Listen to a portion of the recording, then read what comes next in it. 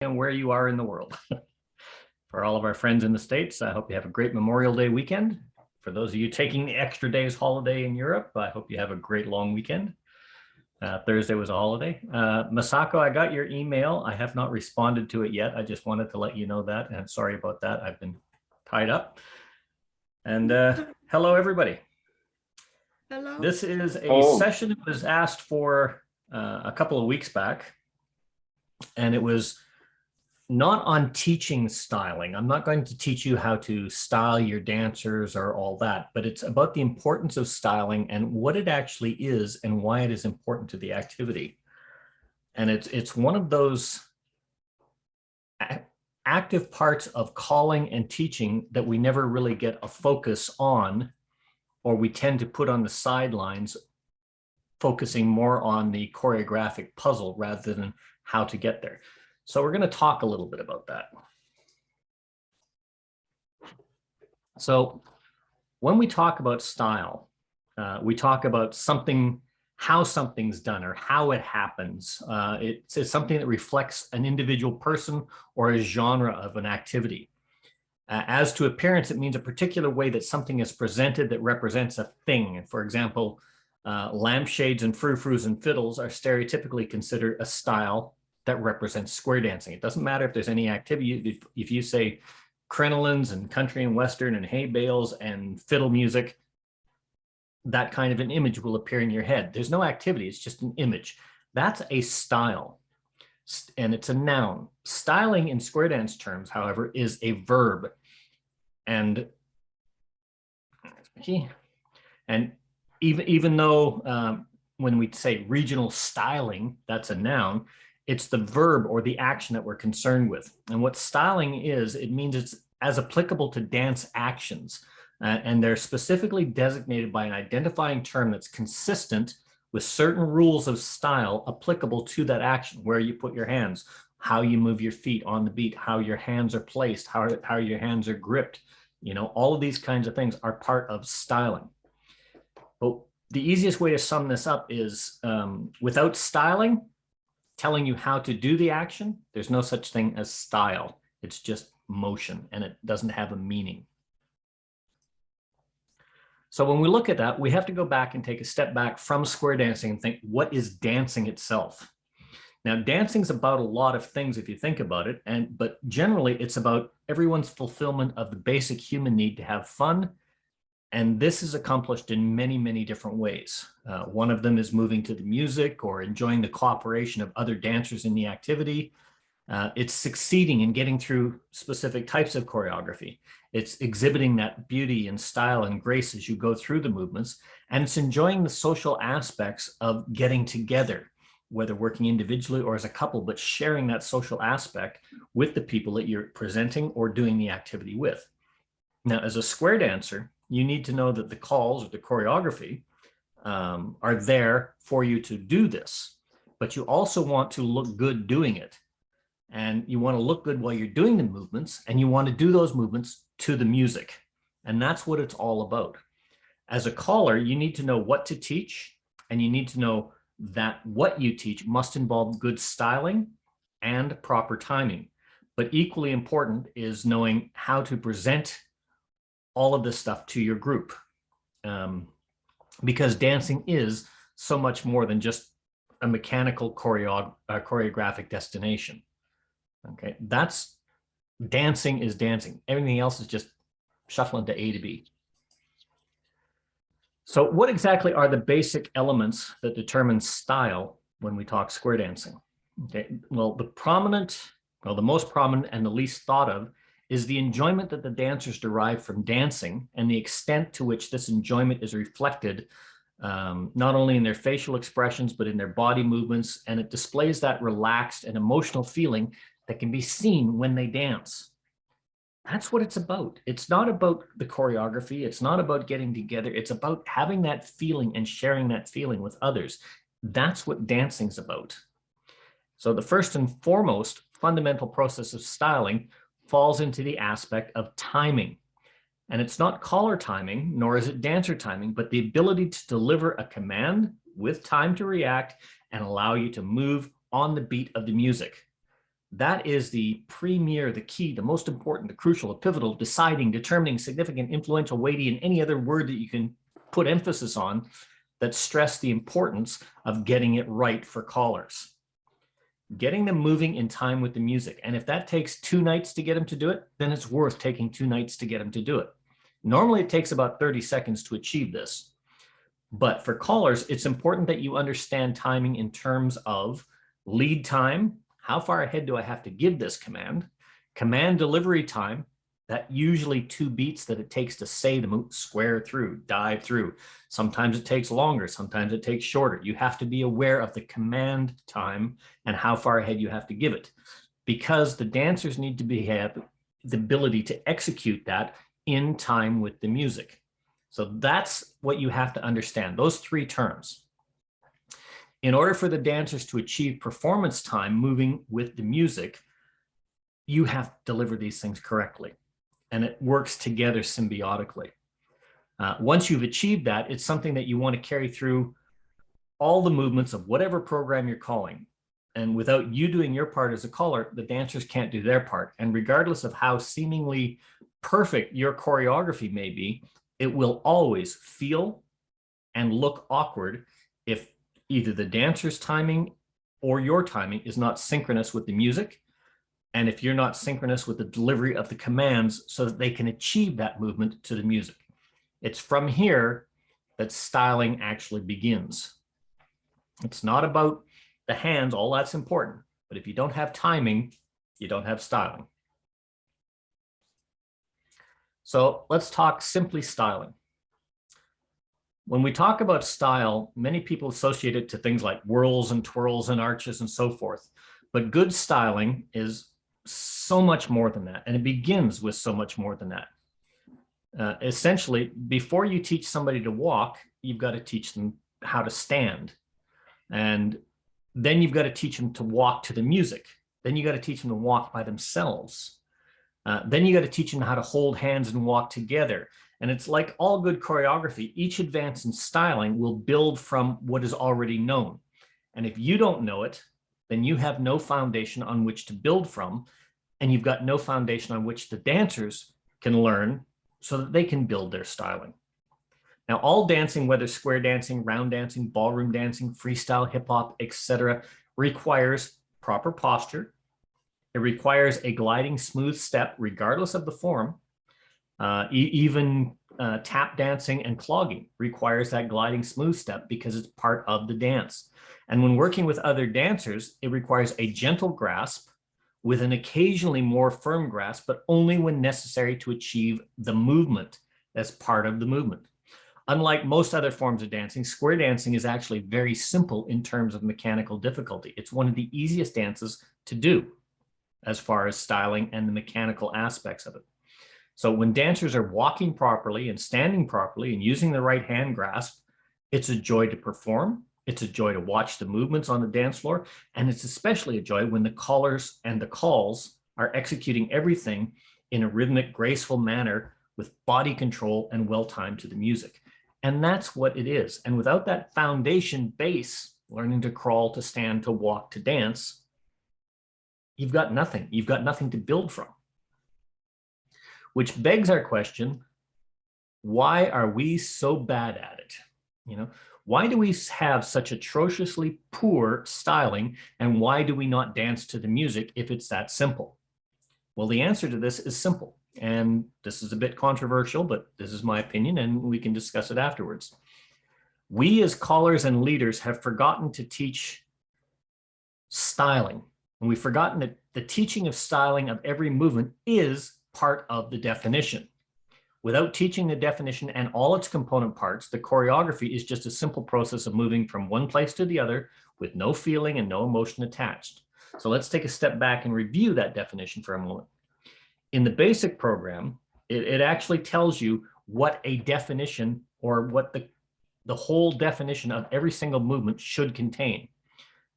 Basic is the foundation for square dancing, and everything square dance progresses from there. Okay, and there's a lot of information about understanding the definition and what the definition contains. It's important. So the reason it's important, we have to know what's in a definition. So the fundamental principles at basic, it says very clearly, each call contains 8 parts, and that exact wording is carried through into the mainstream. And that includes the name of the call, which is, how the call is listed on the program, the starting formation, except when it's impractical.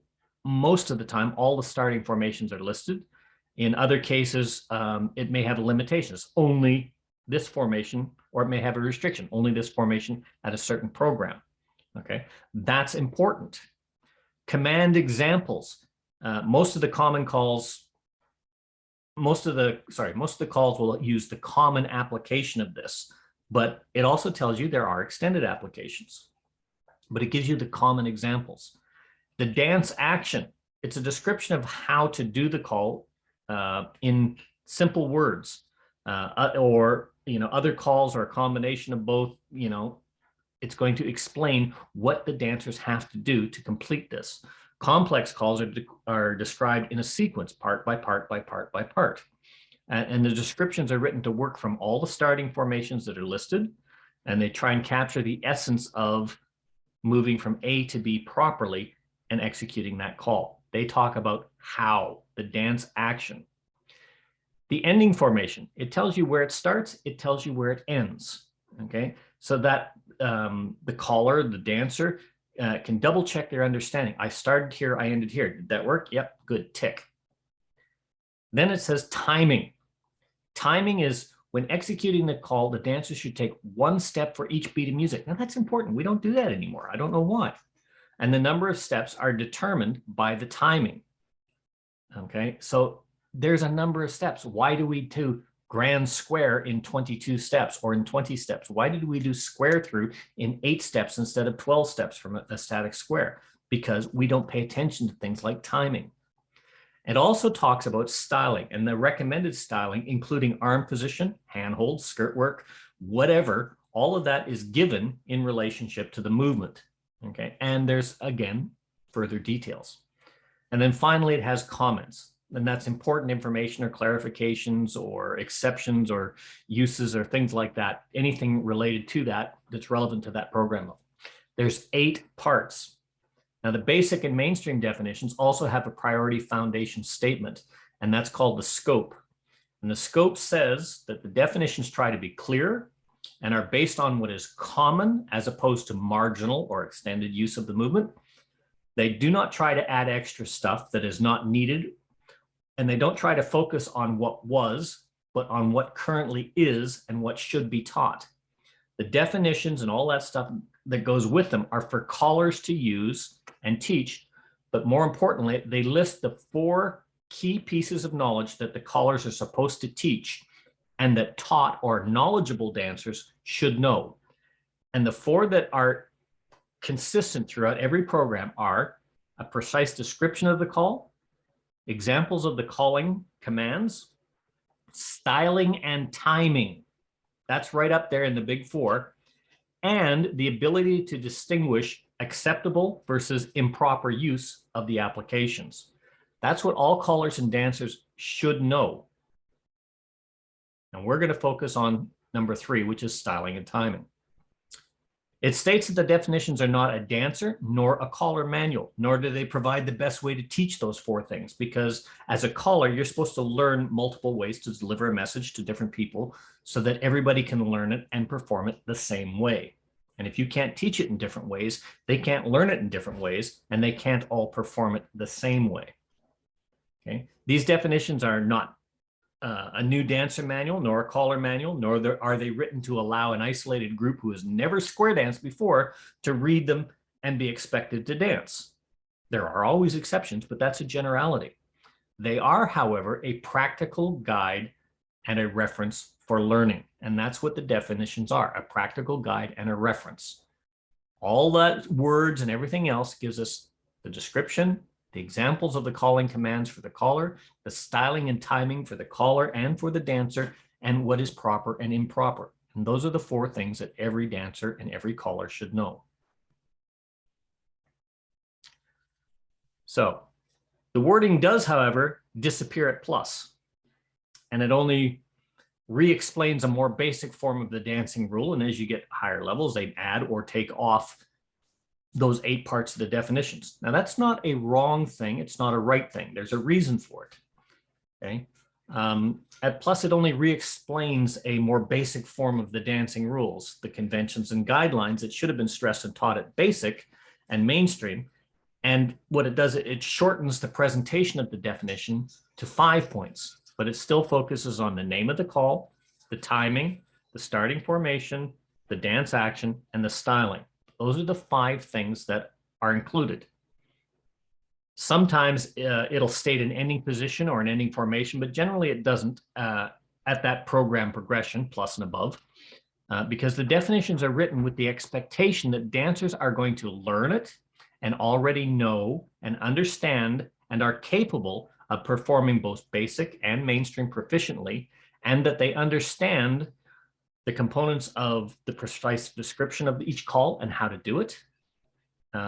Examples of calling commands, such as what is an arm turn, what's a fraction, what's a fractional progression, position terminology and all that. Before you're dancing plus, you should know this. You should know all this when you're dancing basic and mainstream. That they will understand styling and timing for movements and how to move with the music to perform these actions. Dancers are supposed to know that before they go to plus. We don't do that anymore. The ability to distinguish an acceptable call application from an improper application of the movements that have been taught. The dancers know what's right or what's wrong. And callers should know what's right or what's wrong and know not to push technical idiocy in DBD because you think this, well, technically, if I bend this definition a little bit, I can do this and I can get away with that. You don't need to get away with something. There's so much material there. And if you ever have a dancer call up from the floor and say, you can't do that from here, guess what? That dancer's right, because even though you may be able to, that dancer hasn't been taught those big 4 things. What is a proper application? So with all that in mind, I think we can answer the question, why do we have such atrociously poor styling and timing in square dancing today? It becomes evident. If not, let's clarify. Simply, over the last 40 years, we as callers, not everybody, but generally, as callers and teachers, have done the dancers a great disservice by taking all the things that have made square dancing a joyous wonder to behold, a thing to accomplish with a goal of focusing on success and the experience. We've changed the goal to focusing on the mechanical jigsaw puzzle destination instead of enjoying the journey and taking our time to get there, stopping along the way to, see all the sights on the side of the road. We have pressed for shorter lesson times. We've gone from 2 years to 1 year to 6 months to 20 weeks to 12 weeks, simplified it at 12 weeks. And now we've got a 12-week SSD program, all of which are equating to learning plus in about 6 months. Every single one of those seems to be geared to that today.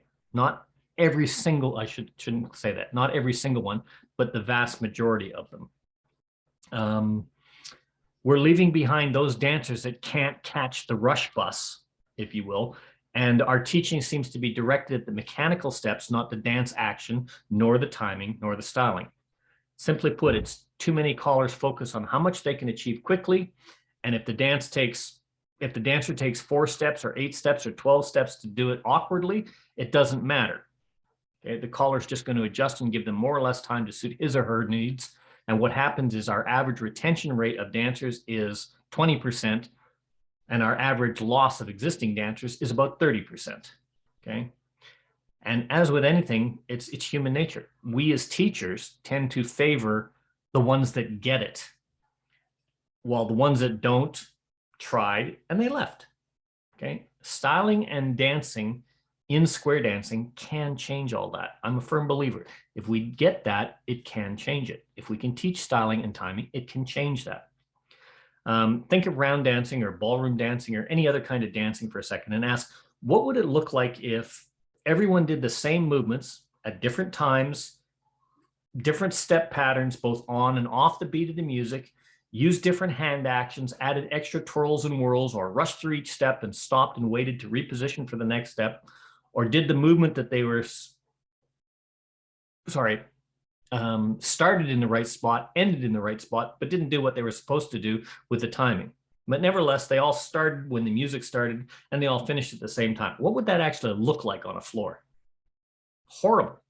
That's how we're square dancing in a lot of times, a lot of places these days.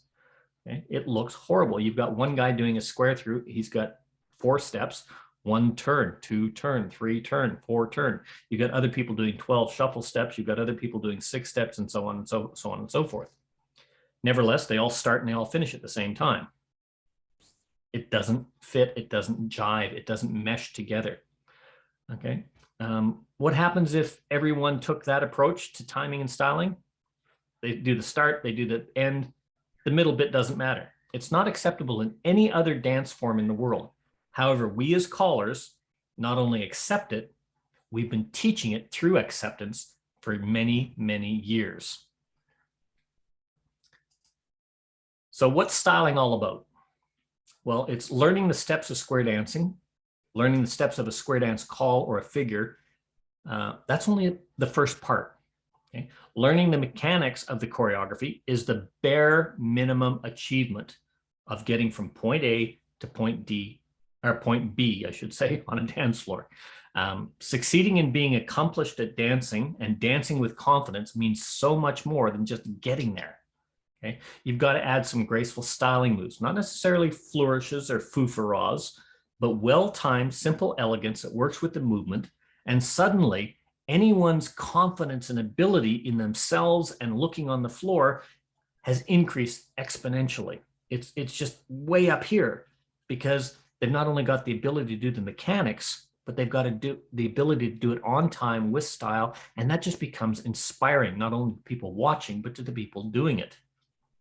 There are still some important styling considerations that are necessary in square dancing. And whenever you have the honor, and it is an honor, of teaching a square dance class, do your dancers a great justice so that you can foster a strong and beautiful dancing activity for anybody coming in, something they want to do, they feel good doing it.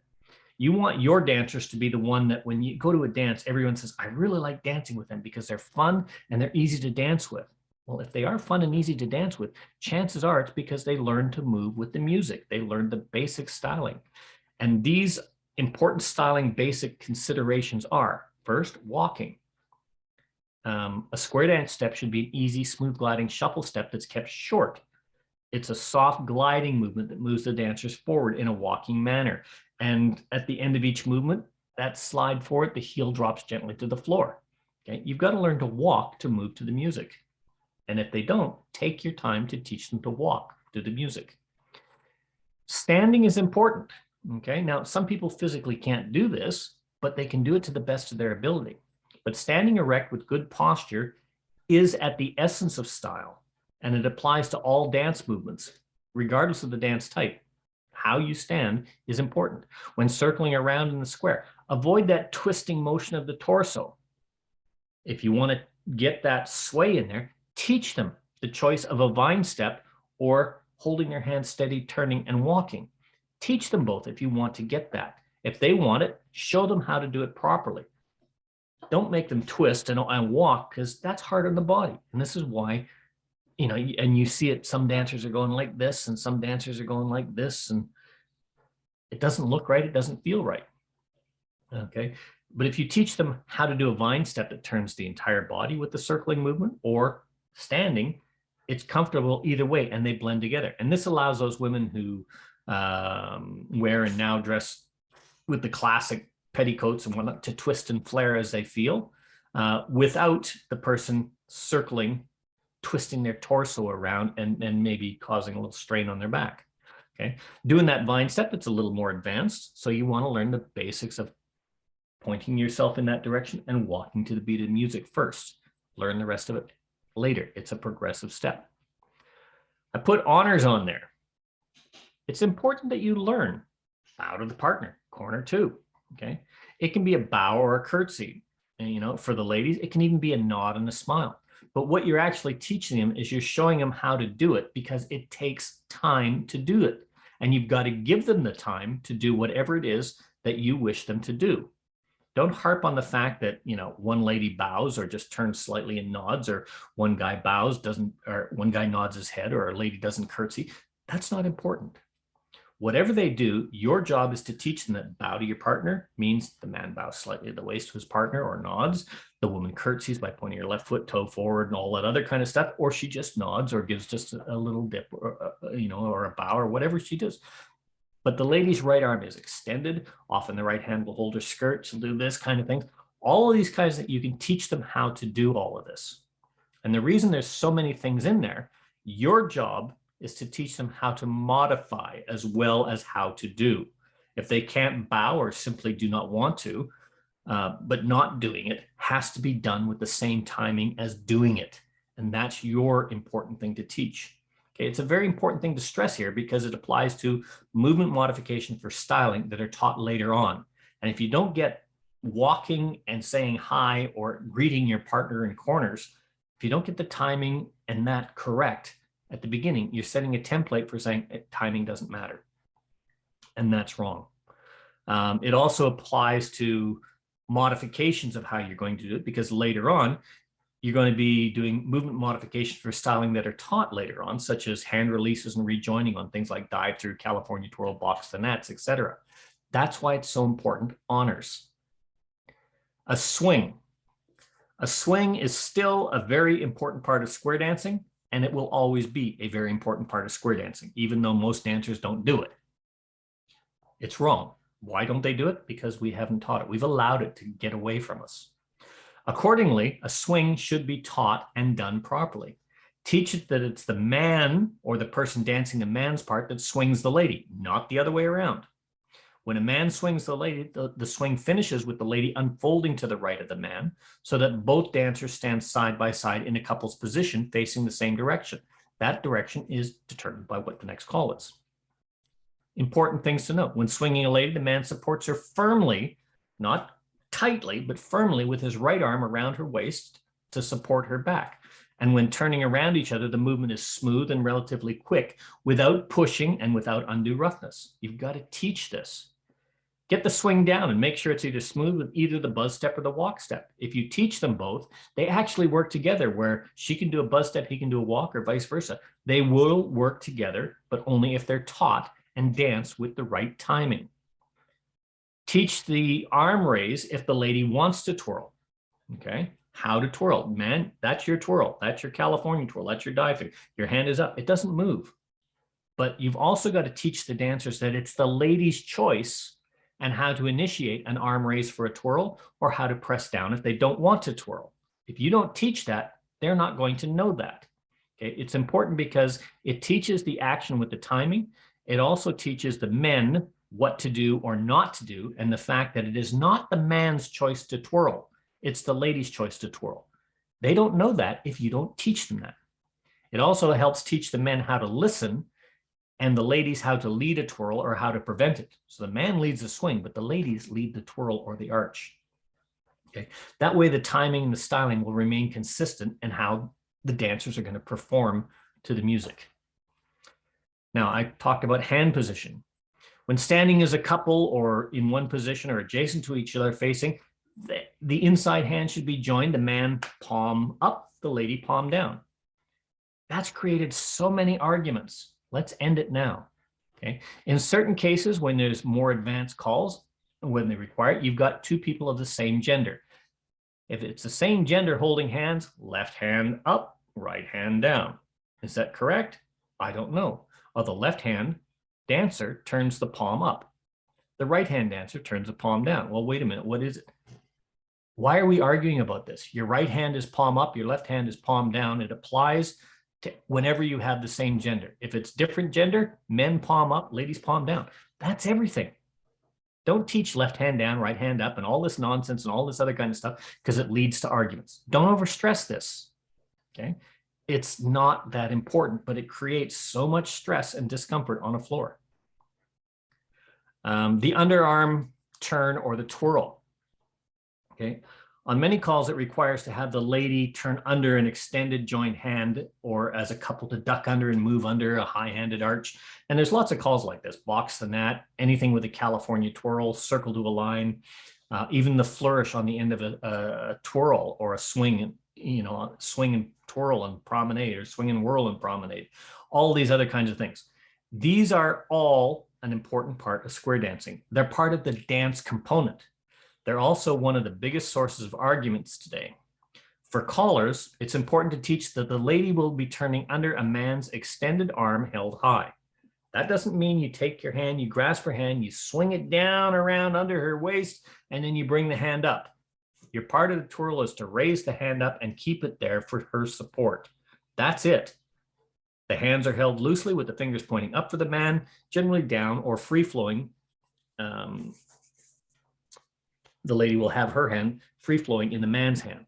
For the man, it's important to teach that his hand is only there as a reference point for the lady, that there's no grabbing. There's no grasping of the hand, but it's open for the lady's hand to rotate freely on his palm if the movement requires it. Okay? It's important to teach that both men and ladies need to apply slight pressure as the hands move and revolve. That firm yet gentle movement takes practice. There's no stress, there's no grabbing, there's no death grips.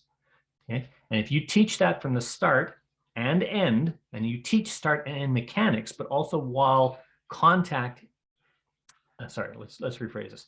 You're going to teach start and end mechanics, but while contact is the first preference, sometimes dancers, because of height, injury, discomfort, may not be able to do the entire range of motion.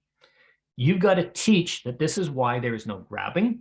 This is why there's no solid grip, because you've got to be able to simply initiate that contact release when the body goes through the motion, and then reestablish that contact at the end of the motion. That will smooth out the dance. In other words, it's perfectly okay to do a dive through by starting to raise your hands, letting go of hands, letting the other dancers pass you, rejoining hands, and doing a trade. That's perfectly acceptable. Teach it. Teach a dive through is a dive through. It's part of the movement. A California twirl is a California twirl. But teach styling adjustments if it's necessary for a reason. Don't teach it as do it this way instead, because you're not doing it. You're doing a completely different movement. Teach that the man's part of any twirl is simply to raise his hand up to a comfortable place for the lady to use as a support and to keep it there. For guys, this is sometimes very hard to explain, but try telling them that it should be easy. Very simple. It's like being married.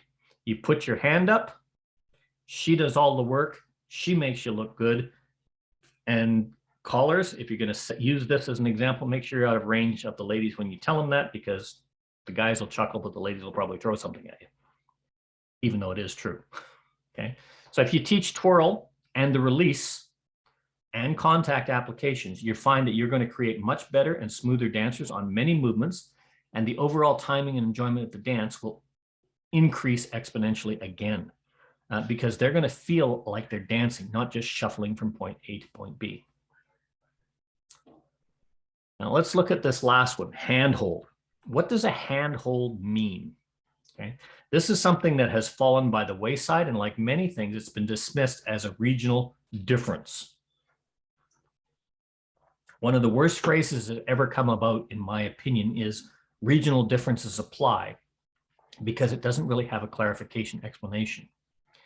In many places, regional differences do apply, but in other places, it's become a klaxon call for callers and dancers to rush through and not actually learn kinesthetic movement mechanics. It's also something that you have to teach. Regional differences do apply. Not only what's done in your area, but the fact that there are differences and what they mean. So to understand that, let's look at what these hand positions, these handholds actually mean.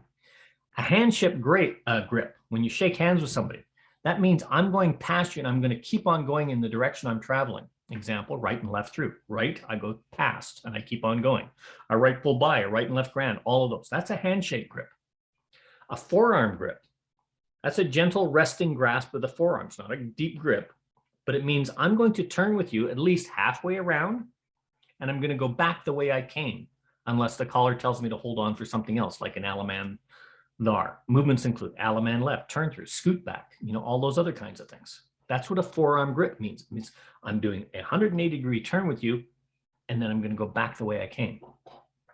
Crossed palms gripped. This means your elbows are in, down by your sides, bent, hands up between the lower chest and shoulders, palms crossed with a thumb resting on the back of the other person's hand, not in an arm wrestling grip or a thumb grip. That never existed in square dancing. Okay, that's the way an ocean grip is. That's what it's meant to be. And you can use it at a point where your hands join as a fixed pressure point on which to let the other dancers pivot. That's your pivot point. The palms crossed says, I'm going to turn with you whatever amount that is required by the movement. And if I'm standing next to someone, I will take my hands, if they're facing the opposite direction as me, I will take their hands with the same palms crossed. Okay. The reason you really need to stress this grip as forward and palms crossed, not arm wrestling, is to show that there's no part of square dancing where the hand is pushed back, comes to the shoulders. It doesn't happen. It shouldn't happen. And that either dancer can break a grip of an ocean wave just by going like that. There's no grasping. It's just gentle pressure. Okay. And that it can be adjusted quickly to either a forearm or a handshake because it's all right there. That's what the importance of those grips are. Now, you can see some sour faces out there. Don't forget that expression, regional differences. In many places around the world, these standard grips have changed or have fallen under this banner of regional differences. That's not a problem if the appropriate adjustments are taught. Okay, it's very important that you teach that if there is a difference. Teach how it's done, but teach the regional differences, how it's done in your area as well. Regional differences are not what in many places what they become. An exemption to replace common sense and logic, or essentially a get out of jail free card for bad teaching and bad dancing. In some places, it has been acceptable, it's become acceptable to dance with a handshake for the entire movement. Okay, this is awkward because some other movements don't really fall very well with a handshake, or they make it too big or too small. Okay, but if you teach it that way, the dancers will learn to adjust to it and it becomes the norm. In some places I've called ocean waves are danced with a forearm grip. Okay, so your ocean wave and all of your things are a forearm grip. This is extremely awkward in my opinion, because it precludes movements like right and left through or box and that from ocean waves. But if that's the way you dance it, teach it that way and teach how to adjust. In some places, dancers dance with a chicken wing or a pigeon wing arm turn for things like Alaman left or spin the top, where the elbows are bent and the hands are crossed and the fingers are pointed, twisting to the ceiling, and the elbows are almost touching each other. Okay, that way they can pull each other around with a raised forearm and get a really tight turn. Now, kinesthetically, that is extremely dangerous. It takes about 3 pounds of pressure to dislocate an elbow or a shoulder with that kind of a grip. And if you've ever done martial arts, that's all. You take somebody like that and just go like that, and you'll pop their elbow right at a joint. However, that's a very popular way of doing it here in Australia. And if someone has never experienced this, it's shocking. However, everybody here is taught how to do that. It's all taught the same way, and they've all taught the styling of it and the timing of it. So it has become smooth and effective because it is taught that way, and the dancers adjust. Okay, regional differences isn't bad calling. If you're going to do something different that's common in your region, you have to teach it as well, not just teach the way it's supposed to be taught and then just allow everybody to dance it. How it's supposed to be taught is how it's taught for you and your dancers to be smooth. In parts of the state, some dancers dance with their hands hanging down loosely to their sides and their palms forward like little penguins for nearly the entire dance. And all the hand contact is only just making an adjustment of tapping the hands or tapping the fingers. And when a promenade is called, well, that's about the only time they're actually going to take hands and walk side by side. Well, that's fine if it works for them, but they have to be taught that. And unfortunately, what's happened is we teach basic, we teach mainstream, we go to plus, oh, the styling changes, we go to advanced, the styling changes. We start bringing all those adjustments, which have no rhyme or reason. They're not taught. People just do it, down to the basic and mainstream that contradict what's being taught. And we've allowed that to happen. Some local areas have developed customs when their own customs when they use styling. In traditional square dance, for example, these general rules are followed, but there are some exceptions, like in contra dancing, specialty figures have to be taught at a particular moment. The dive under and back, where they keep the hands joined and they go under, those kinds of things. Those are taught each time.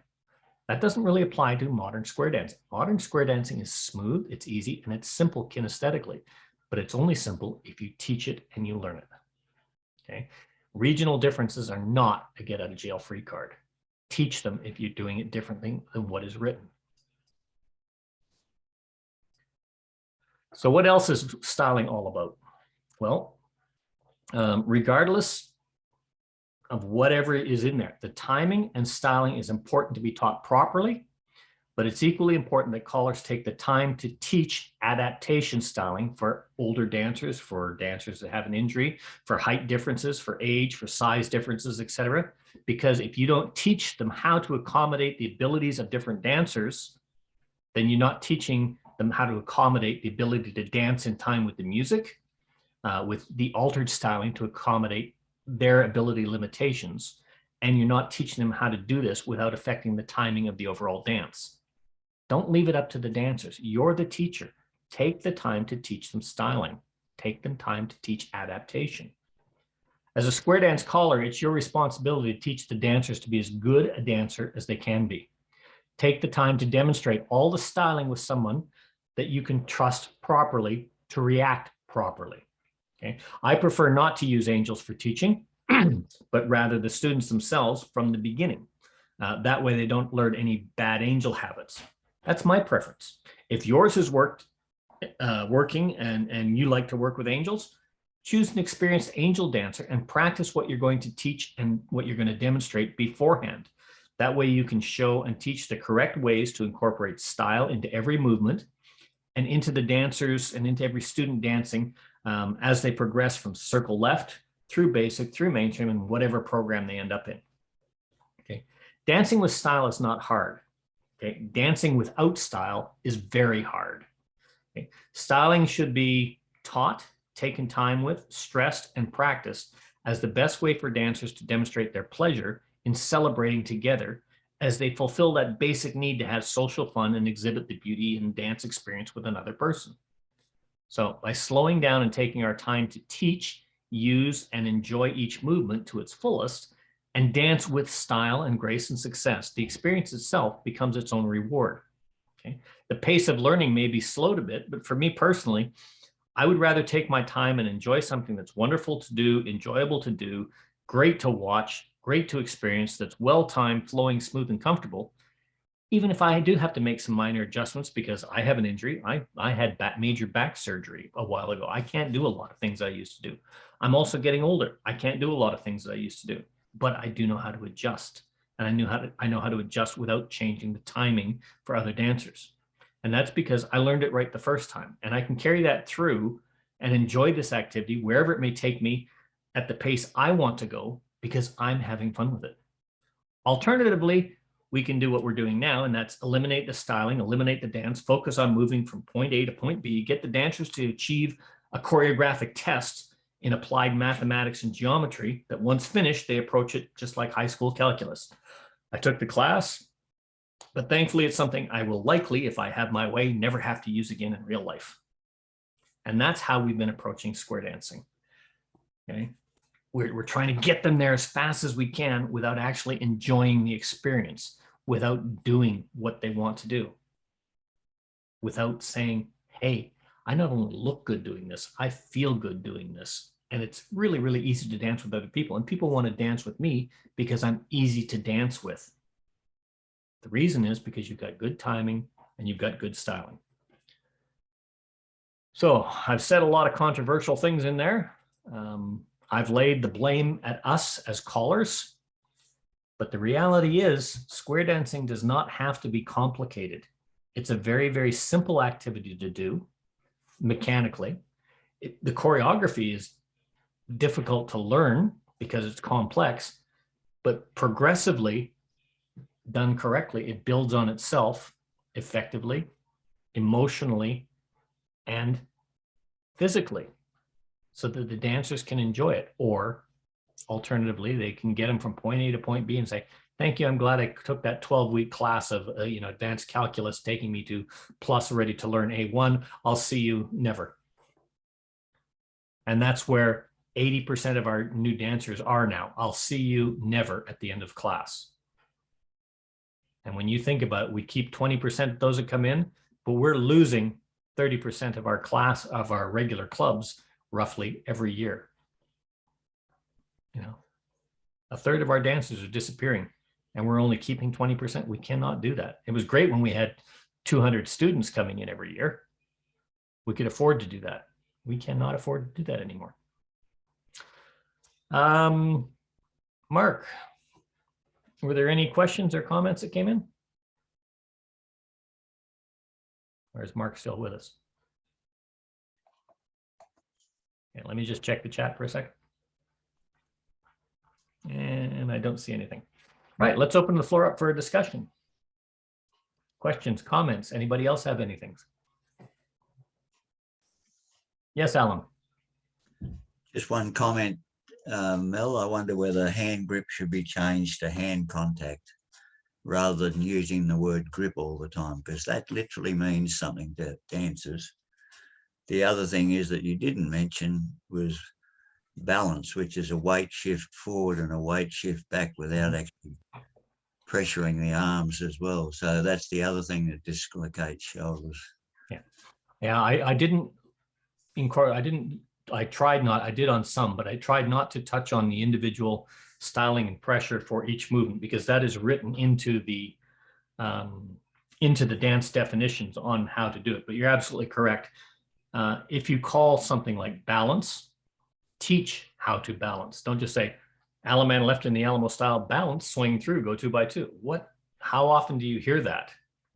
Well, what do you want them to just do? Alaman left do an Alamo wave and swing through? Or do you want them to do that pause and stop? Well, they're not going to do it if you don't teach them, and they're not going to do it properly if you don't teach them properly. Hand grip, you're absolutely correct. It's not a grip. It is hand pressure. The terminology is the terminology I use because that's still what's in the definition. But you are absolutely correct. When I teach it, I do specify that it's not a grip. There is no grip. There is no grasp other than the gentle resting of the hand and slight pressure. But absolutely correct and a very valid point. I just want one thing, John. If you are going to teach, if you remember bow to the partner, bow to the corner, that takes time to do.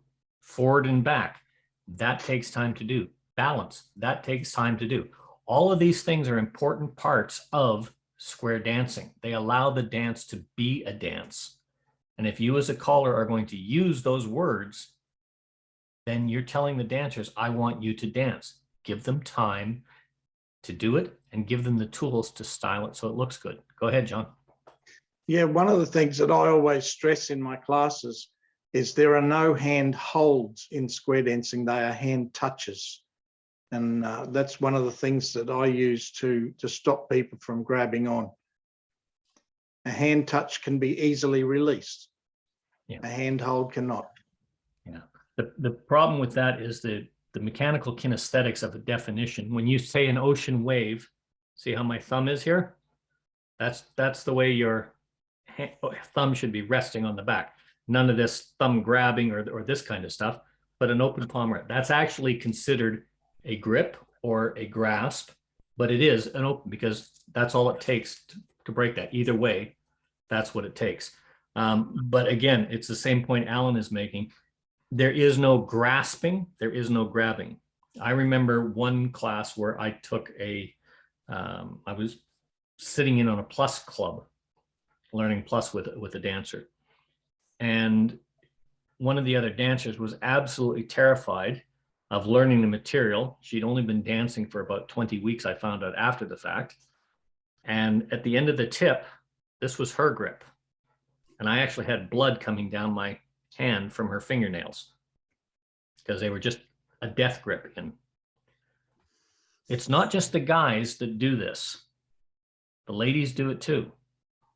But there's no distinction. The grip is the same for everybody. Or sorry, the hand contact is the same for everybody. If it's taught properly, gentle pressure is all you need. And what that tells your body is you've got to teach the dancers that if you feel pressure beyond that normal, there's something that's changed. If you're doing a swing and you suddenly feel that woman's pressure pushing down, which is why the lady has her hand palm down and the man palm up, That means don't raise my arm for a twirl. That pressure means something because it's different than the normal pressure. When the hand is resting on another palm, there's slight pressure because that's the contact. You want to initiate contact. Mel, the reason why the contact is important is another more important reason. That is that in order to get a grip release, you have to have two minds working together. And they're not going to coordinate as well as an individual thinking, I need to release my contact. When you've got a contact, any of the two parties can release, where when you've got a grip, you need to have an acknowledgement, I want to let go. Absolutely. And I appreciate the fact the terminology says grip or hand hold, but you're absolutely right. It's an initiated contact. And it's something that hopefully Color Lab will change and expand that, but they don't. Every excellent point, every handhold or any hand contact should be able to be released at any time for one simple reason: safety. Teach your dancers this: safety. Teach pressure. It's both the ladies and the men. One of the things I hate dancing with is dancing with a dead fish. Does anybody know what that expression means? You get either a lady or a man and their hand is just not there. It's like you can feel the pressure, but it's like you're holding on to a dead fish. There's no life in it. It's just, there's nothing. There's no pressure back. There's no nothing. You don't know what they're doing. And you may as well have a piece of cloth in your hand and wave it around, because that's what it feels like. Okay? You need to have that pressure, and you need to teach that to both the ladies and to the men. How much is enough? How much is too much? How much is not enough? And if you do it correctly, as Alan says, with pressure, or as John says, without a grasp, it becomes smooth. Square dancing is the only dance activity where styling has not become important enough to teach as part of the continuation of the movement. And that's wrong. Daryl, you have your hand up. I do indeed. Yeah, I'd kind of like, could we try something? Absolutely. I'd like to hear 3 volunteers tell me how they teach swing.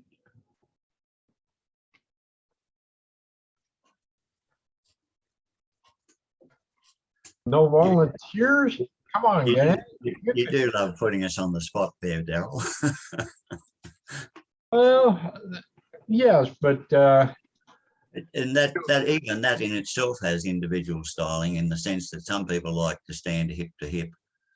Others like to dance side by side. Some dance more in front with the feet interleaved when they're swinging. So there's a whole lot of differences, and it really comes from whether their background is maybe ballroom or never had any dance experience before. And so those variations all come to play when you try to teach swing. And we certainly don't teach an elbow hook and then run around them. thank you. Oh, you taught the pigeon wing on the Alaman left. No, you don't teach that. We don't think.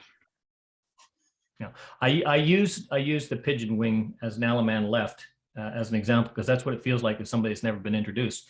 Daryl's called for some volunteers, so I'm going to use the old-fashioned Army method of volunteering. I'm going to Guido had his hand up. Ross, Helen, and Guido. So we'll get, if you guys are okay with that. So we're going to start with Roz. How do you teach a swing? Well, we had it happen back a few weeks ago, and we had a problem with it, with Penny and I, because we're both left right hand dancers. We went blank on which was female and which was male, because we just do it so automatic. But I tend to go hip to hip. You're right, if someone's done ballroom, we've got some rock and rollers, they're used to swinging. So however they're used to swinging, that should be acceptable. But I usually go hip to hip. So ladies right hand out, I left hand around the back of the man. The man, away.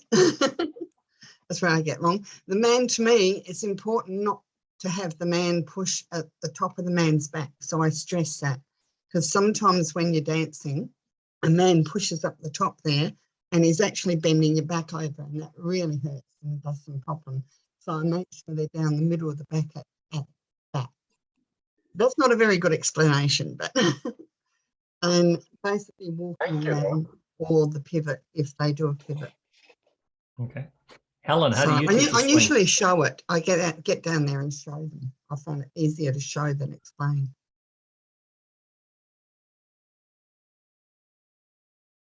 So that's probably not very good, but still. All right. Helen?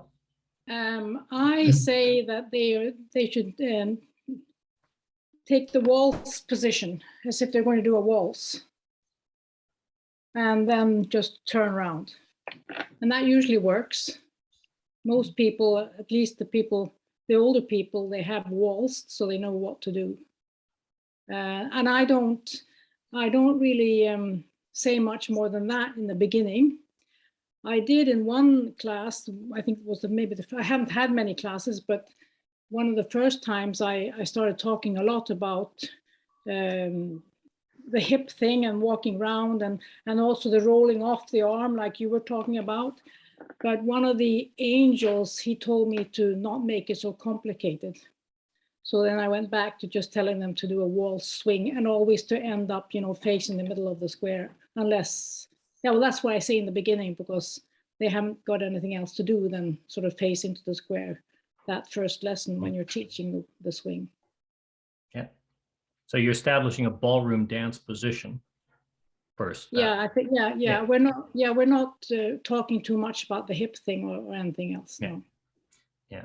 The only thing I would say on that, me personally, is a waltz position for me has the man's right leg between the lady's legs. And it's there, which makes it very, very difficult to create a paired swing because it's done on the same foot at the same time with square dancing. But Okay, well, then you just like guys do a pivot adjustment. Yeah, I think maybe we know how to waltz, but we don't know how to waltz properly because I hadn't thought about that. We do that's why I do anyway, right or wrong. We That's don't. why. When I teach swing, I teach it over 3 or 4 class nights in over several weeks. The first teachers, I show them the proper position, right side to right side, where the hand of the man should be, and that some men have a yellow band with three black spots on each finger. Searching, this is a German band that was used for those who were blind. But I show him where the hand is of the man, of the lady, at the arm, and tell him to walk around until the man faces to the center of the square and puts the lady on his right, also facing. But the lady continues to turn until she also faces to the center of the square. The next teacher is into a promenade, the same thing. And several weeks later, I will introduce the bus step. When they get comfortable, when they are comfortable with how a swing goes, how far they turn into a promenade, into any other position, or facing to the center of the square. Yeah. For me, the first thing I do is I teach the position. So I get the dancers to step forward slightly to their left, and what a ballroom hold is, where the man's hand goes, its fingers pointed down in lower center of her back, above the belt. I usually use that as a joke. And the man palm up, lady's palm down resting. It's no higher than his shoulder. There's the position. And then I start with a walk around as the swing, where it's outside, inside, outside, inside. And that leads to a forward, easily turning step, allows the rotation, everything else, for a minimum, and I stress this right on the very first day, a minimum of 4 steps. And I usually get them to do 8 steps. That takes them around, and usually it's like you to face into the center of the square with the unrolling. I don't put the twirl in. Those things happen later on, and it's a progressive development. Later on, we'll get into the buzz step. We'll get into all this, but it's the styling is always the same. Man's got, you know, you got the left arm bent. It's at the elbow, the palm up, right hand, her right hand flat on, his right hand flat, her right hand flat on the shoulder blade, you know, where the swing is a proper ballroom stance. You teach them how to stand first. And then you teach them how to move with each other first. You teach them that the pressure that they have and the support that they give each other is going to help them do this. You teach the man leads the swing, but the lady controls the swing. All of those other kinds of things that are there. And you try and get all of that kind of stuff in there at the beginning. And it takes about 30 seconds, as you say, to demonstrate that. But there is a lot of it, and it is a progressive thing. I believe, if somebody wants to look up the definitions, there's almost an entire page explaining how to do a swing from different ways. And it's very, very complex for something that's actually very, very easy. And as Mark's put in, some people can't do a swing. Mark teaches the handy capables. That has a whole bunch of different things. But as you saw from just these explanations, everybody's got their own methodology. Which one's right? Which one's working? So let's turn it back to the initiator of the question. Daryl, go ahead. Could you stand one more short not definition, but something to try? How many of you, raise your hands, know what a Highland fling is? Yeah. Just about everybody does, where you put the right arms around the waist and the left hands up high on the outside, right? And you're absolutely hip to hip, and you both turn around each other at the same time, don't you? And you can do the little buzz type step as you're going around. The only difference between a Highland fling and a good swing position is where the hands are. When I teach my new dancers, I teach them from the first night Highland fling, and you can stop and take a promenade position from that. And you can do that for a few weeks. Then you change the hand position, and you've got a swing that they're going to do properly. They're going to do it hip to hip. Nobody's pushing anybody in a circle. They're both moving around each other. That pivot point's going to be right in the center of that swing where it should be. And then when you finish turning, typically it's a man that's going to stop in the promenade direction, right? At that point, the girl turns around, you can assume the promenade position. If they want to twirl, the man he's got his hand palm up anyway, if you're doing that swing right, and he can start to raise his hand. She doesn't want to do it. Let me get this over. Down. She pushed down on it. The hands are open, palm to palm.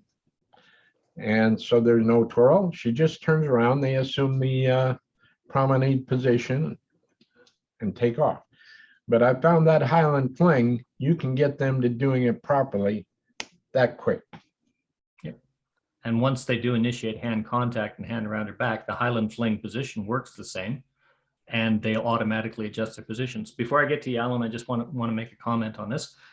I'd just like to get a quick show of hands. How many people understood every single person's direction as how to do a swing? Because all four of those were different. I did. Did everybody see how that works? Everybody explained the swing slightly different, how it worked for their groups. As a caller, to me, that's one of the most important things that you as a caller and a teacher have to learn, is how to explain things differently and achieve the same goal, because you're going to have dancers that the Highland fling, they get that just like that. You're going to have other dancers that get to a waltz position, but then just put your feet on the outside of each other. They're going to understand it just like that. Find different ways to explain it to different people to achieve the same goal. And that's the essence of being a good caller, because all of those say the same thing differently. But the important thing is You're going to teach them how to move with the music. You're going to teach them the hands. As Daryl said, you're going to teach the hands there. He can raise it. She can push it down. You're going to teach them that. They have to be taught that she can push down. She doesn't have to twirl if she doesn't want to. But if you don't teach it, they're not going to learn it. Those are the kinds of things. Find different ways of expressing. Alan, you had your hand up. Yes, there just 2 points I'd add that I find helps a lot. In order for you to keep the pivot in the center, then uneven steps are required. It's better if they move the outside foot further when they walk and the inside foot shorter. The other thing is if they don't bend at the knees, but they roll out on their ankles, so their weight is counterbalancing like a top. Once they get the counterbalance, they'll find it a lot easier to go round with each other than if they don't. If you just try walking around somebody, it doesn't feel very comfortable at all, really. It's not until you bring in the counterbalance that the movement happens smoothly, and you find that, yeah, just taking slightly shorter step on the inside and a longer step on the outside, and the swing is very smooth. Yes, that's the initiation of, it's called the scooter or the buzz step. A lot of people, I personally find a walking step very awkward, but a lot of people find a walking step much more fluid, and it's more of a pivot step that you'll find in some of the round dance movements, that you'll get a placement step with a pivot rather, and it's a walking step. But the reality is, whichever one you're comfortable with, if they're taught properly with the music, minimum 4, then 8, and do it in sequence so that you end up facing the center of the square, facing in promenade position, because a swing has no ending position, it's determinate, but it usually ends up in the center or promenade. But get them to do it together. Both of those will work very effectively and very comfortably together, but only if they're taught to do it together. And that's the essence. I personally, like Alan, I prefer a buzz step, or the short inside step, longer outside step, so you've got that rise and fall that goes accordingly. All that comes with that. And then once they learn to swing, they're going to feel that external pressure of mutual support and balance with the swing. Get them to swing 32 times and you'll feel it. They'll hate you for it, but they'll love you for it at the same time. And I'm only saying that tongue in cheek, but if you swing 4 steps minimum, that's all they're going to do. You've got to teach them. So start with about 8. Start with, then go to 4, or start with 4 and then go to 8. However you want to do it. If it works for you, that's the right way, but make sure you teach the techniques and the styling and the timing that go with it. Mickey, and then Linda. Yeah, I would like to know where the majority or the people here are putting the right hand of the man, because I think this is important. Well, but I would like to have an answer first before I make a comment to it. Depends on the woman.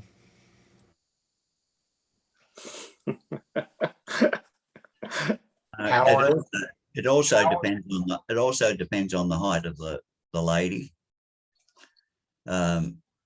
Without being crude, you know, if you've got a very tall lady and a short man, his arms are around her bottom, and if it's the other way around, it's up under her armpits or around other regions, and so it's difficult. You've got to teach them to adjust and be courteous. Yes. Okay, let's take normal size, everybody. So we're not getting into the specific side. Okay, well, kinesthetically, I'll throw this out there. Kinesthetically, the proper position for that, you've got, and it does depend on which style of swing you're actually doing, though. But man, you've got your right hand. It's flat. It's not on her left shoulder blade, but in, fingers pointed down, palm flat on the woman's back. The fingertips are not digging in. And his right hand is soft part, just right below her, well, if you know where the kidney is, but lower than, if you take the hand on the shoulder blade down, fingers palm down in a supportive grip, and it's just slightly below her kidney. Well, not actually below, it'd be pretty much on it or near her kidney, that fleshy part just on the back to the right-hand side of the spine. In mid lower back. That's your proper. Sorry? Yeah, This is- no, I'm just saying that's the kinesthetic application of where it should be. And if you look at a proper dance frame, that's where the man's hand is going to be. But if you're looking at it, essentially the right side of the middle, slightly down, just below the shoulder blade, and his fingers should be Her pointed right slightly down. side is her left side, I think. Her left side, that's correct. Your right hand is on her left side. Any other motions? John? Yeah, when I teach it, I usually demonstrate, and I usually put the center finger on the girl's waistband on her hip, on her left hip, because that is the most common with different sizes of ladies.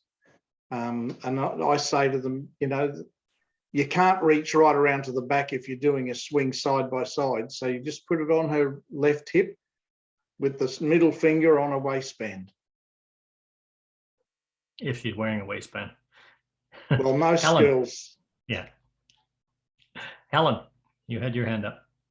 I think I use the Swedish equivalent of the small of her back, and always underneath her bra strap. I think that's what I'll say. Small of the Okay, back. well, you know, that could be offensive if someone would be looking for the brass strap, whatever, right? For the guys, and even having it on the hips, depending on the size of the lady or whatever.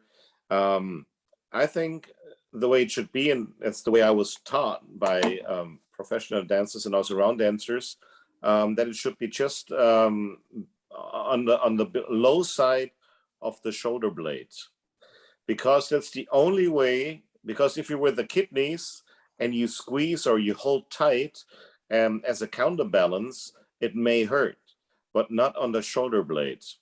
And usually getting a little bit counter action, if everybody leans a little bit back to get a little bit more speed and enjoy the swing, the lady feels much more comfy if she is held up there and she feels secure. There is no way of controlling if you hold a lady on down on the hip and she really spins around. You may lose her or send her off into the orbit. There is no way of controlling or being a safe partner. And another thing I would like to mention is dancing with one feet between the other is so-called interlocked, but we're always dancing with 4 lanes, so side by side.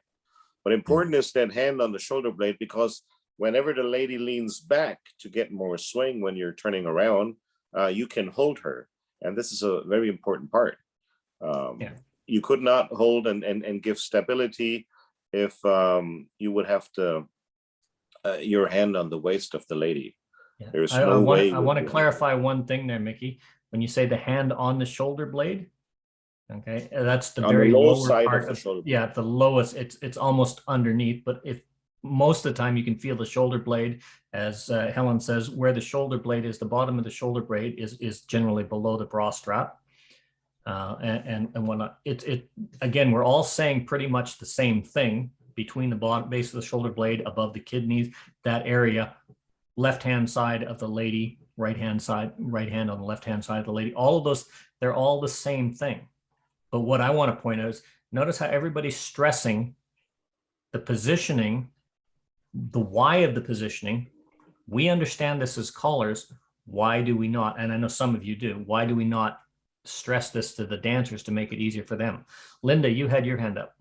Well, I'm going to throw maybe a controversial thing out here. I'm questioning myself why I should even teach swing, because none of my dancers will do swing in a singing call. Exactly. When did they learn to dance? Well, I teach them swing. Well, they danced probably 10 years ago. They learned. Okay. So this is what I was saying at the beginning. If you had a class of dancers that have never square danced before and you taught them how to swing and swing properly, they would swing. The question is, why don't your dancers swing?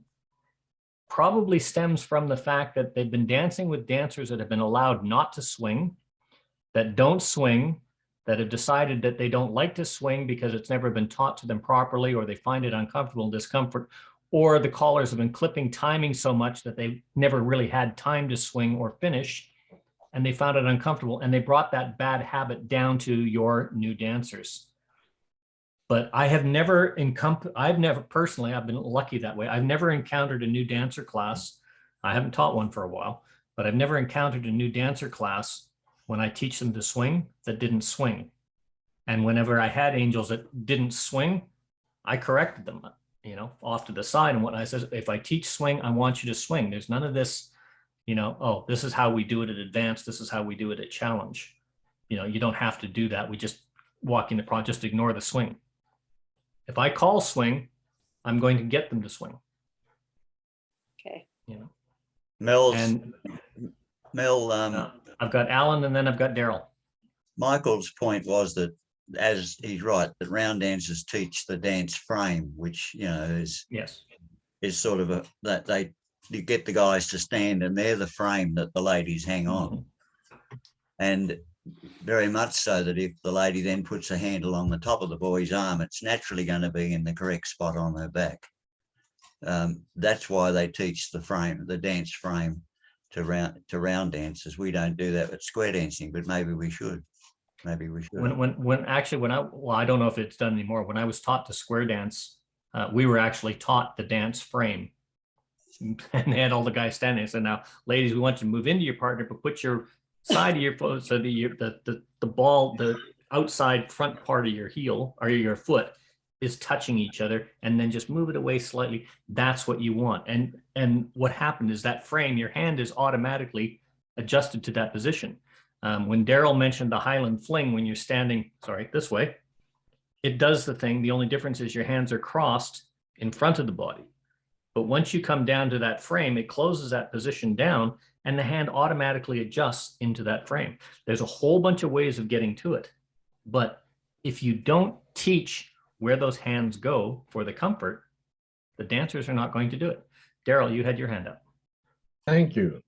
To answer Linda, and I firmly believe that the reason the dancers don't swing is because they come for choreography instead of dancing. Does that mean anything? They don't come from the dancing anymore, and the one dancers we're retaining are there for the choreography. Don't bother me with swinging or promenading or right and left grand and all of that stuff. Get back to the good stuff. So that's a different topic, but that would be my answer for you. As far as the ballroom positioning for a waltz, you were right, Mel, between the legs. And the closest thing to a swing in that would be pivot, a waltz pivot step, which you do step between the legs for that. And you're not going to do that in a square dance swing. Okay, and the third thing I remember square dance caller teaching, and the way he said the hand position, you do vertebrae, vertebrae, vertebra. Yes, you can all, if you heard that, well, you can all get a chuckle out of it. I don't know that I would teach it that way myself, but at the time we got a chuckle out of it as well. It's not a lot different from the hand positioning for right and left too now, is it? I was just about to say that, actually. Put it right in the small of the back, wherever it's comfortable. Don't get the hand too low to where it's going to be maybe great for you, but uncomfortable for her. But adjust whatever, all of that type of stuff is kind of iffy. The worst thing that I've seen in swinging is where they get in front of the gal and she's being pushed backwards. Yeah. I know you've all seen that. You've all seen that. So the idea is get off to the side of them where it's comfortable, and put that pivot point between the two of them and get them turning both comfortably in a nice clockwise direction. How you get them there is up to you. I have found, though, that the fastest way to get them swinging is through that Highland fling. And then it's just a matter of changing the hand position. The rest kind of falls into place. With now, that, hey, Thanks. I got some good ideas out of this. I do have to get out of here right now, but thank you. We'll see you again You next. take care, Daryl, and thanks for coming in. You bet. Before you, What? no, that's fine. I just wanted to add on to that. One of the things that we talk about, we mentioned right and left through there. It is one of the things that is going on. Hand positioning is part of almost every single movement where your hands go. Every single class that I've attended, I've sat or I've taught, I've heard different expressions on how to put the hands.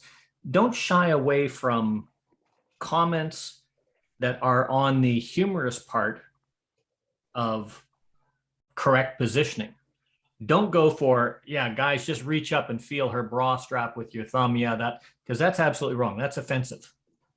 But there's nothing, if you make it into humor to get your point across. So let's say, for instance, Mickey is come in and he's sitting in my dance class. I'm teaching a new dancer class tonight. We're going to look at right and left through, and he happens to be paired up with my wife as his partner. Okay, so we've done the right pull by. Okay, so shake right hands, let go as you pass gently. Now just reach forward, take left hands in front. Okay, now guys, put your right hand in the small of her back. That's above her belt, Mickey. Everybody chuckles. Okay, and then you turn it. But I would let him know I would do that beforehand. If you're going to use something like that to express a point, make sure it's done properly. Also, if you're going to use something like that to express a point and you've got a new caller or somebody that is very, very suggestive to material, and we all know what I mean by that, you hear somebody say something, so you'd say it automatically, but the context is wrong. Make sure you don't say anything that's going to be possibly taken out of context. You know, like if I say above her belt, Mickey, and then John is there, he says, oh, that was funny, I'm going to like that. And John's teaching his class and it's there and I'm dancing with his wife and he says, okay, right pull by, take her left hand, and then you're going to put your right hand in the spot. Don't grab her butt, Mel. Well, he suddenly said the same thing, but he's changed the whole meaning of what he's tried to say there, and it doesn't work.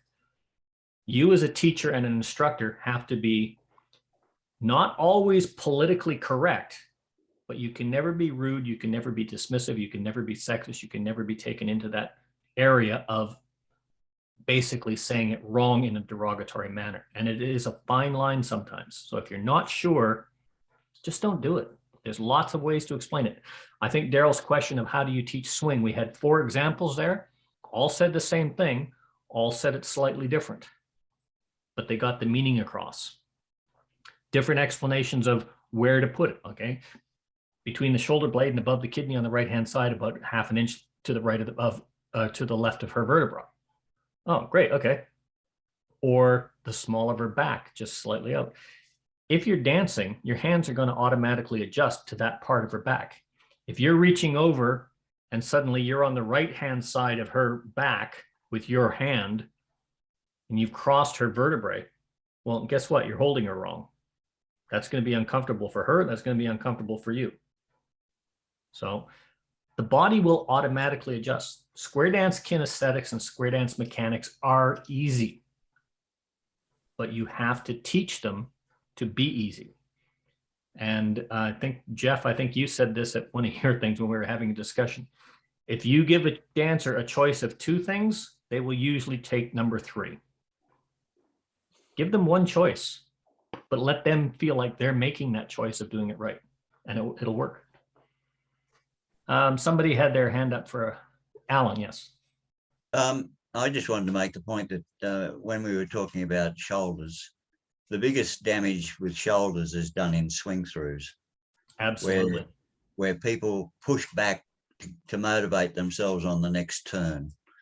And it's the person who's being subjected to the pushback suddenly has their arm thrust back where they're not expecting it to go. They're trying to go the other way. And my experience is that swing through is the worst taught movement in the sense that it results in the most damage today in terms of shoulders. You're absolutely correct. You see this all the time, hands up above the shoulders and arms back. The body, if everybody just took their hands, put them up so that your thumbs are pointing at your ears, There's no way you can tell me that that's you want your hands right back so that their thumbs are right even with your ears, pointing at your ears. There's no way that that's a comfortable position. But that's how dancers are dancing swing through. Why? The hand should never actually be above the shoulders except for a raised arm turn or a twirl. Nice gentle cross palms, all those other kinds of things. Gentle pressure as the pivot point. One of the things that happens is guys in particular, they love to take swing through, and there comes that guy into the middle. There's the thumb grip, and they pull it towards each other so that they can get that quick pivot in there. In Australia, the Alaman left with this palms crossed and slightly turned in, elbows pretty much touching.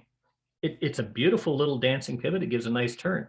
But if you've never done that before, which I hadn't, my first time I danced with Australia, and I gave my left arm with a forearm down, my hand was grabbed and brought up into this pigeon wing. I'm like, ooh. I went, okay, that's different, because I had never been taught that. Well, is that my fault? No. Is that the caller's fault? No.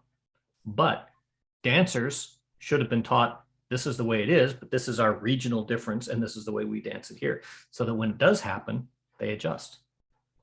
So all of these things do come into play with styling. And what you said about swing throughout, absolutely correct. I've got Guido, and then I think, Linda, you had your hand up as well? No, Mickey I'm was fine. before me. Okay. Mickey Guido, was before me. Mickey, and then Guido, sorry. I knew that was... Yeah, this grip, Terrible. which everybody uses and which is not correct, has a special name.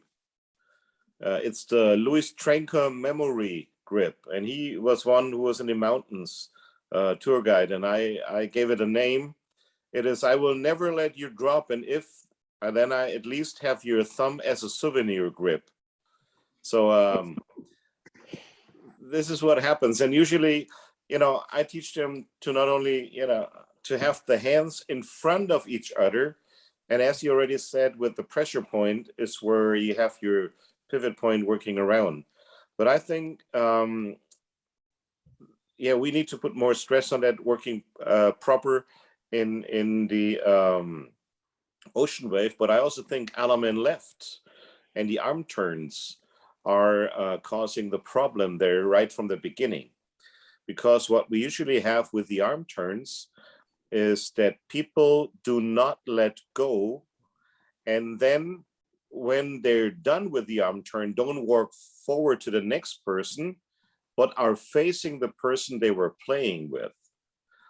So, and this somehow does not happen with the stars. So I on the 5th or 6th night start with the arm turns, but I work with stars, with little stars 2 by 2, because then you don't grab and hold on so much. With the stars, we barely touch. And so we walk around each other and move to the next person. And we always, what I say is what you should do in the ocean wave, having 2 hands in front, you always look to the free hand. And if you have both hands, you're touching one and you take a look at the other hand, because this is where our next contact will start. Now, once they get used to this moving and to this habit, then I can give them the forearm grip, because now they've got something to hold on. And this is what they take within the ocean wave if we don't properly take care about it and watch that. And that's what's happening, that in the ocean wave, if we stand next to each other, that we don't walk forward around the pivot point, but we rather pull.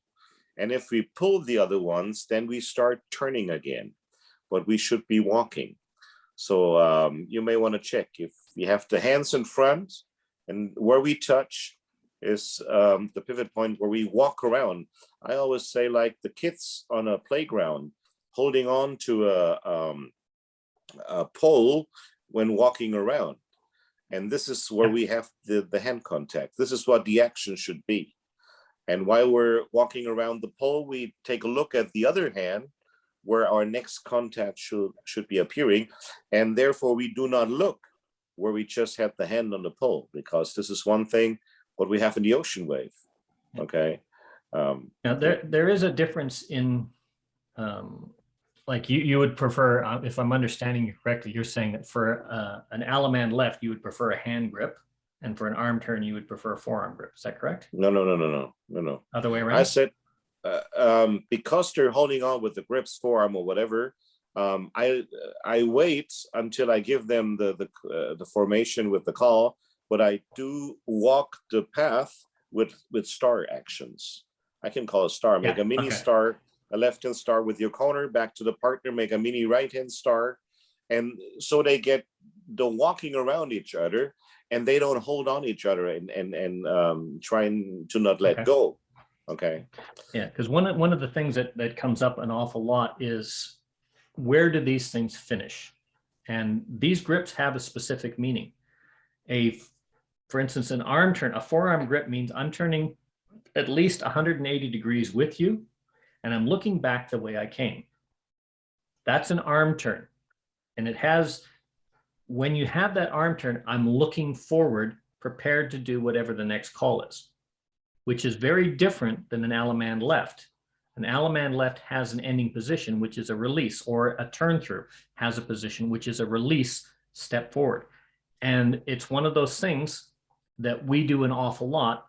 You do an Allemande left, that's a left arm turn to the corner. And then we say, now step ahead to the partner. Well, do you want them to do an Allemande left, or do you want them to do a left arm turn and then step ahead? Yes, it's the same thing. You're patterning that, but you're also putting in the dancer's mind that an arm turn is the same as an Allemande left, a left arm turn. You're putting in the dancer's mind a right arm turn is the same thing as a turn through if you constantly prompt it that way. The styling of those has specific meaning. Allemande left is a release movement, arm turn halfway around or however far it needs to go, release and step forward to the next person or to the next position, whichever it is. An arm turn has no release until directed. And they're very valid points, but the dancers are not going to know that unless you teach them that, and you teach them that separately. I believe in the definitions, you'll see that Allemande left and arm turns are very different, but when they talk Allemande left, they use the term arm turn as a descriptor. Guido, you had your hand up. Yep. I'm using a similar approach like Mickey. I start with stars. Couple of weeks into stars, they have arm turns, and a couple of weeks later, we have an Allemande left. But when I teach swing through, and I'm frank about it, I teach swing through on the first class night. I teach an Alamo ring, and then I teach swing through, but I start with arm turns.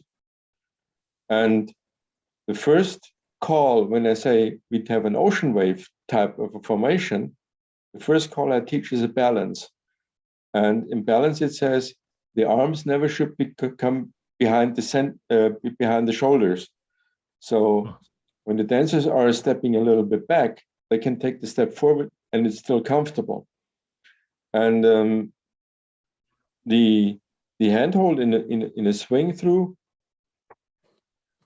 for me, is very simple. You touch hands and you turn it towards you, and then you pull slightly. And this gives a stable handhold, a stable hold that you can really walk around each other without pulling, pushing, or whatever. And as I said before in the chat, everybody must be able to release the handhold they have. So don't hold, just try to get enough grip, but don't hold. And the important thing is that an ocean wave should have the forearms forward, so you can push back with the balance. And you need to show the other dancers some life in your arms. You need to have the spaghetti al dente. Now there's some, and are cooked so that there is no bite anymore in it. It's just like porridge or so. Yeah. A lot of, if you can see my screen right now, but this is one of the things that has happened is we as callers teaching callers, or we as callers learning from other callers, learn from our checkers. And then we learn from computers, and we learn from positioning. So anybody know what this formation is? Ocean wave. Wave, yeah. So what's that formation? Ocean wave. But which one is recognized as an ocean wave? Most of the time, it's this. Yeah, but this is just when we use it in writing. It's not the Yeah, proper one. no, what we have in I real understand life. that. But the problem is, because we use it in writing, we tend to forget, or not we individually, but we as a collective tend to forget that dancers are only going to do what we teach them. And if we teach an ocean wave and we accept, like we've done for 40 years, with the hands back and thumbs grabbed and all this other kind of stuff, instead of elbows to the side, your elbows should be tucked in, almost touching your ribs almost all the time, elbows bent, palms up. And guess what? Your hands aren't going to go above the shoulders. They can't come back there. It's impossible. And now your dancing becomes smooth. Your arm turns are there. Your hand grips are there. Everything is where it needs to be. Your square is tightened, all from the teaching of a simple hand position and a proper methodology. All of that will work, but because we haven't done that, not we as an individual, but we as a collective group of callers and dancers around the world for 40 years, have accepted the choreography as the be-all, end-all focus, rather than the dancing and the styling and the timing and the enjoyment and the experience as the be-all, end-all focus. We've created these conditions to where what Linda says, I've got a new dancer class and I don't even bother teaching swing because they're not going to swing when they promenade anyway. Well, if they don't swing to promenade, it's because somebody has taught them that they don't have to do that. And if it's not you teaching them, it's somebody else that's teaching them not to, they don't have to swing, probably other dancers, or they've gone out and they've danced with somebody, or they picked up the habit, and so on and so forth. Because dancers do what we teach them. Dancers, excuse the analogy, but dancers are like little children. And little children do what they're taught, and they expand on what they learn as little children from the lessons of crawling, walking, standing, and so on. How they do it is what you teach them. And if you teach them it's okay to do this, that's what they do, and they expand on it themselves. But if you teach them how to do it properly, they have much more fun doing it, and they do it properly, and then they expand proper timing with the flourishes. I do teach swing. I know you do, but this is what I'm saying. Where they didn't do a swing, that wasn't taught by you. That was something they picked up from an external influence. Yep. And what that influence is either old habits or dancers that are experienced dancers or so on and so forth. And it's something that only we as callers can bring back to the normalcy. And that's if we take our time. I'm going to go to Helen first, although you had your hand up, Mickey. I'm going to go to Helen first, and then I'm going to come back to you. Go ahead, Helen, and then Jeff. Okay, well, the point I was going to make is I think I only dance up to A1, but I think that a lot of people don't swing maybe because they get dizzy, or if they're older, they have to save their energy to be able to, do the rest of the things, and then they don't want to swing. That's my experience anyway. I haven't had any angels like that when I've been teaching my basic dancers, but I have a feeling that's why people don't swing, at least up until A1. I personally wouldn't say that, although I don't know your dancers in specific. If a swing is a movement, it's a 4-beat movement. It's no different than any of the other movements that you've got. If you do a trade and run, that's a 4-beat movement. It's going to take the same amount of time and the energy. If they're not swinging to save energy, it could, or because they get tired, it could be that you're probably doing too many swings. And it's like anything, you don't want to do the same thing over and over again. There's nothing wrong with a good swing, but not if every second movement is a swing, then they're going to get tired doing it accordingly. I had Mickey, then I had Jeff, and then Roz. Yeah, important is that we also put a stress on that we're standing in an ocean wave and not in an ocean line. And yeah, that's what I say, especially calling the facing couples rule out of the ocean wave. It's a lot easier if you can see who's next to you and who's the kind of opposite. and working the action and pulling by for if you have a square through or a right and left through, whatever. And then also a balance is a nice move. It's a dancing action.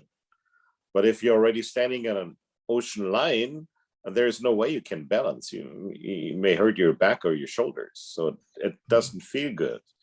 And the same thing is we got to be reverse careful balance. with, about styling is with lines up to the middle and back, which can be cool for achieving certain effects, whatever.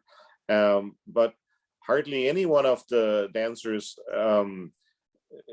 if they're not used to it, because the colors don't give them time to go up and back, which is 8 beats, they just stand there and kick their foot. We made a lot of soccer players. Same thing with the balance. They only kick their feet out. It's no forward and backward action. And I like what Guido said. What I usually say with the balance, the Alamo ring, when you're standing with the hand in front, it will turn into a ring once you balance forward.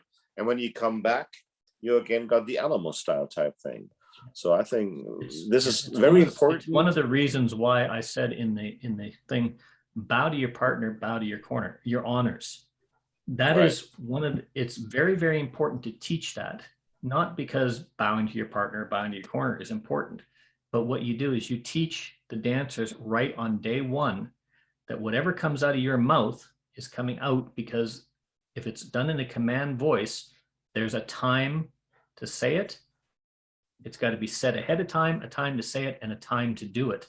And that means that there's an execution time for any command that comes out of your mouth. So Yeah, I bow to put your a partner, gimmick to it with the 1, bow 2. to the partner in corner 2. Yeah. It's not like just a political, yeah. It's you should remember the two persons as well. Who's the Yeah. partner and who's the There's corner. lots of ways of doing it, but the essence is make sure that you give the dancers time to do it. And if they don't do it, you still give the time, because that sets the template for balance. If they don't do it, you still give the time to do it. And when you get 7 people out of 8 doing a balance and 1 not doing it, they very quickly adapt, and dancers will police themselves much better than you do. Same with forward and back. Go up to the middle and back. You hear a lot of callers today saying that pause, go up to the middle and then come back. They say it like that with the pause because that gives them the 1, 2, 3 touch back to it, times it out. And suddenly when you're calling it, they're doing it. It's not just lip service. There's all sorts of little styling tricks that add to timing, but timing is the essence of it. Jeff, you had your hand up. Yeah, thanks, Mel. We don't realize that a lot of times you can do things from facing couples, you can still do from waves, like we do a 0 box and we can swing through, or we can do-si-do and swing through. Mhm. We can do, say, the center's part of load the boat from a box, or you can do it from waves. The only biggest problem I have is, in Australia anyway, a lot of people can't do recycle from waves. They grab the girl's hand and rip her around, and it's a fold, cross-fold, follow and face. And we're not dancing that very well in Australia. I don't know what the rest of the world has been doing, but yeah. And that's one of the tricks, I know exactly what you're talking about. One of the callers said to me, when they taught recycle to get the flow properly, they were taught to let go of hands, reach across a woman's body and bring her around like pulling on the cord of a lawnmower. No, that's not right. And I know it's not right. That was what was being taught. And then it was girls U-turn back, wheel and deal was being taught. I was lucky when I was taught recycle. There was a sound effect that came with recycle. And that was everybody clap hands. That's the first part of recycle. Everybody clap hands. And I didn't understand that, but it made a lot of sense after the fact, because that made everybody release hands and take a small step forward. And almost every movement in square dancing starts with a small step forward. There may be a slight angle on it, but everything is a step forward. It's not a step backwards. It's not a pivoting turn, except for things from a static thing like U-turn back and stuff. But most movements start with a small step forward. And I was taught clap hands, take a small step forward. Now we've got an end in the center. Ends are going to go across. Center's got to fold behind. And you're suddenly walking with no hands. That was the purpose of the hand clap. And it was taught that way because it was ends and centers, and it was boys, it was girls, and you never even thought about boys grab the girl or girls you turn back, because that's the way it was taught and it was danced.